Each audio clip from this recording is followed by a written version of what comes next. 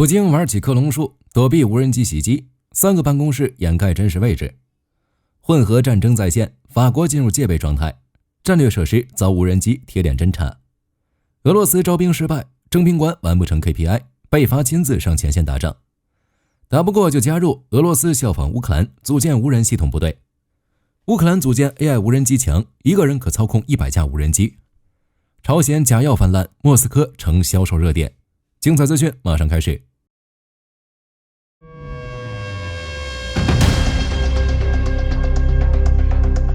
普京在全国大搞克隆术，在莫斯科、索契和瓦尔代修建了3个完全一样的办公室，从窗帘到钢笔摆放都分毫不差。这可不是为了治疗强迫症，而是精心设计的反无人机定位系统，用真假难辨的录像掩盖真实行踪，迷惑乌克兰的无人机，让谁也搞不清他今天到底在哪里办公。这听起来像是谍影重重里的剧情，但背后反映出的应该是普京内心深处挥之不去的恐惧。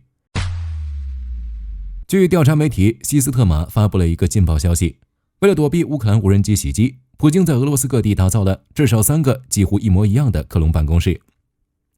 这3个被昵称为米色房间的办公室，分别位于莫斯科附近的新奥加廖沃、索契和戒备森严的瓦尔代官邸。从布局、家具、墙板到门把手、文件夹这类小装饰，全部复制粘贴，相似度拉满。虽然克里姆林宫官方一直声明普京在新奥加廖沃办公，但调查人员比福尔摩斯还仔细，通过分析对比多年媒体录像、采购文件以及泄露的旅行数据，发现很多会议其实是在其他地方录制的，尤其是经常在瓦尔代。他们靠识别门把手高度、墙缝位置这些微小差异得出结论。2025年1月至9月，普京30次公开露面中有29次都在瓦尔代的克隆办公室拍摄。为什么普京偏偏对瓦尔代情有独钟？答案很简单，因为在那里办公安全感拉满。瓦尔代被14个防空阵地围着，光铠甲导弹系统就有13个，说是俄罗斯防御最严密的地方都不为过。这个位于森林深处的官邸，隐藏安全设施比在城市容易得多，俨然成了普京的终极安全屋。其实这种诱饵办公室早在2014年就开始用了，当时正值克里米亚危机，俄乌处于冲突中。为了保证安全，普京经常待在瓦尔代活动。这种隐身状态持续了数年，直到2025年底，情况才出现微妙变化。由于国内外政治议程的需要，例如主办金砖国家峰会、主持安理会重要会议等，普京重返索契和新奥加廖沃的官方镜头前，向外界展示其正常履职的形象。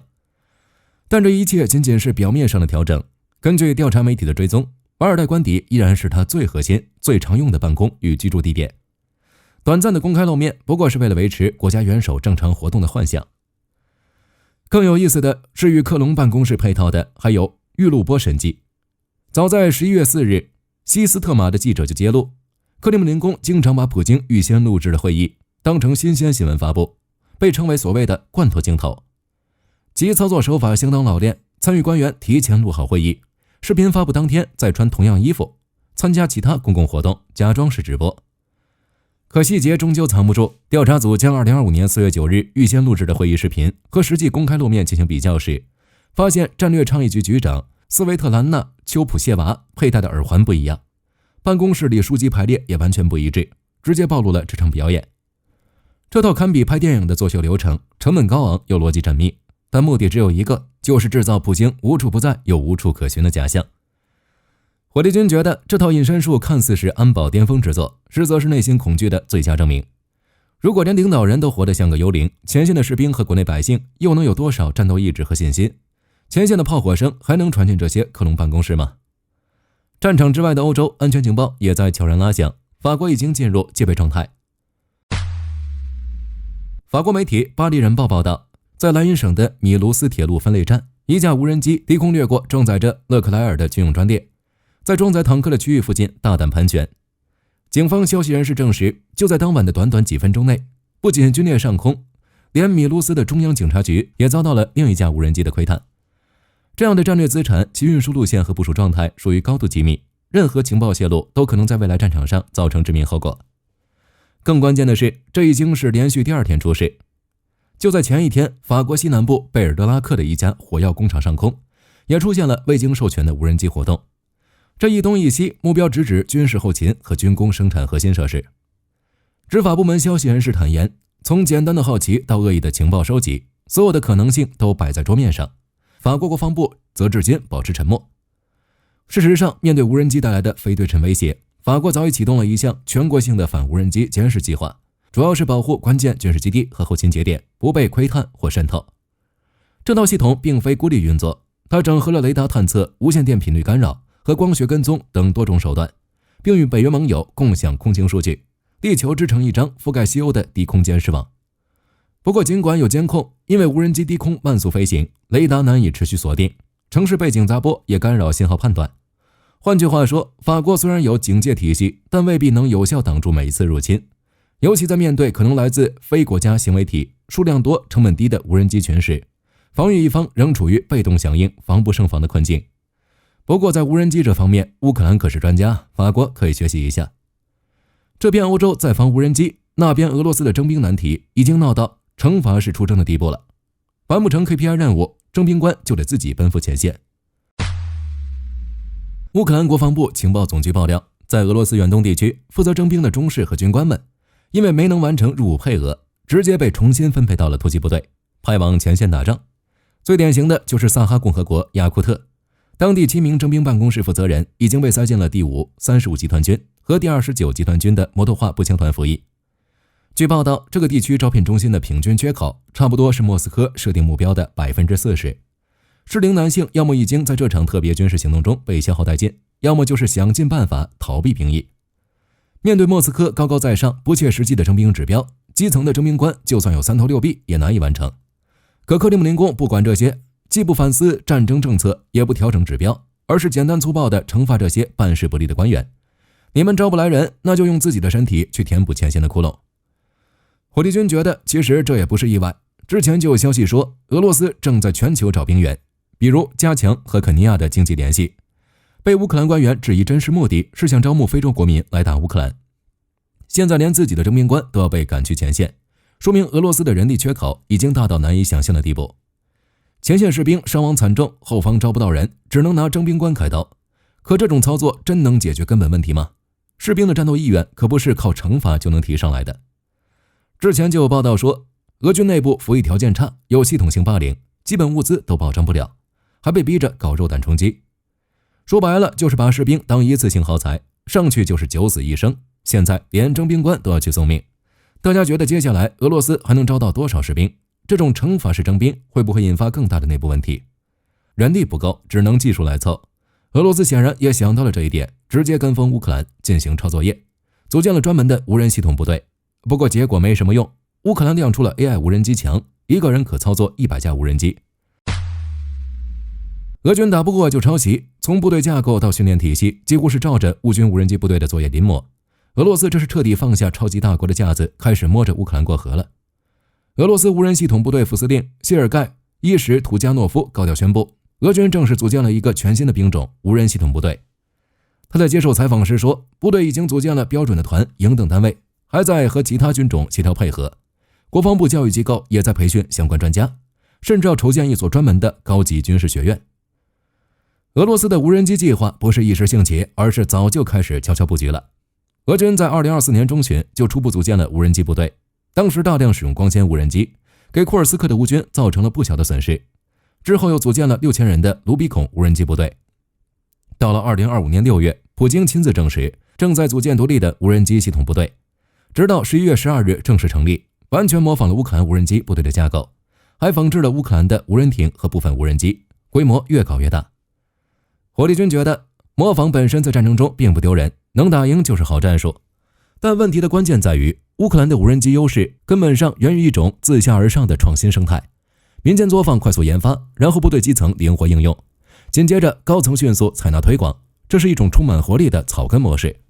而俄罗斯的军事体系是高度集权、自上而下的，他们可以模仿乌克兰的部队编制，可以模仿乌克兰的无人机型号，但他们能复制出那种充满活力的创新土壤吗？如果只学到形式，学不到精髓，那么这支昂贵的山寨部队根本无法应对乌克兰下一阶段的科技爆发和战术迭代。就在俄罗斯埋头抄作业的时候，乌克兰已经拿到了下一场考试的参考答案。他们即将测试的 AI 无人机墙堪称是改变游戏规则的降维打击。一个人一个控制台，同时指挥100架自杀式无人机，在空中组成一道密不透风的移动墙壁。这听起来好像不可能，但防务快报证实，这将是乌克兰战场上的现实。法国初创公司阿特雷德开发的 DWS-1 系统即将在乌克兰投入实战测试。这套系统的核心构想极其前卫，它由一个 AI 驱动的指挥中心和200架 FPV 拦截无人机组成。最大的特点是其蜂群技术和自主性，并且系统不依赖容易被干扰的 GPS 信号，而是通过 AI 算法和 3D 地形测绘来协调整个集群。在操作上，它既可以让 AI 自主决策，也可以由一名人类操作员进行宏观指挥，最多可同时操控100架无人机，专门攻击俄罗斯的天竺2无人机和致命的滑翔炸弹。AI 战争的大门正在被乌克兰打开。该公司的一位联合创始人将其概念比喻为飞行无人机雷区，它的战术定位是作为保护关键基础设施或前线要地的最后一层防线。当敌人的无人机或制导炸弹突破远程防空火力后，这道无人机墙将腾空而起，用自杀式撞击的方式形成一道空中屏障。不仅如此，每架 FPV 无人机的成本仅在数千美元级别，但是可以用它来拦截价值数十万甚至上百元美元的设备，性价比极高。这也意味着乌克兰可能在无人机防御技术上首次实现对俄罗斯的代差级领先。就结果来看，乌克兰引入 DWS-1 系统是一次极具前瞻性的战略布局。当俄罗斯还在学习和模仿当前的无人机战术时，乌克兰已经将目光投向了下一代 AI 驱动的蜂群作战。这不仅是技术上的代差，更是作战理念上的代差。当然，巨大的风险也随之而来。AI 的敌我识别在复杂电磁环境下能否万无一失？如此大规模的蜂群控制，通信链路是否会成为致命的弱点？这既是一次豪赌，也可能是一次革命的开端。这场技术比拼已经进入白热化，大家觉得 DWS-1 在实战中能发挥出预期作用吗？乌克兰靠这套 AI 无人机墙能重新稳住无人机领域的优势吗？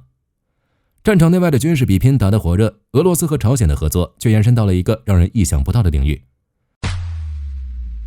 据莫斯科时报报道，几家受到国际制裁的朝鲜制药公司正在大举进入俄罗斯市场，但这背后远不只是药品交易那么简单，而是一场正在侵蚀俄罗斯普通民众健康与财富的危机。为首的普康制药因为与平壤军事承包商的紧密联系，早就被联合国、美国和欧盟制裁了。然而制裁的漏洞却成为俄罗斯市场的入口。今年2月，他通过子公司在俄罗斯成功注册了皇家血液换新品牌，这不仅仅是注册一个商标，更像是打开了一道洪水闸门。这些来自朝鲜的特效药和万能补充剂，宣传话术极其诱人，从返老还童到提升智力，只有你想不到，没有他做不到。精准瞄准了因美欧制裁获取优质药品越来越困难的俄罗斯家庭。可美丽的包装下是触目惊心的现实。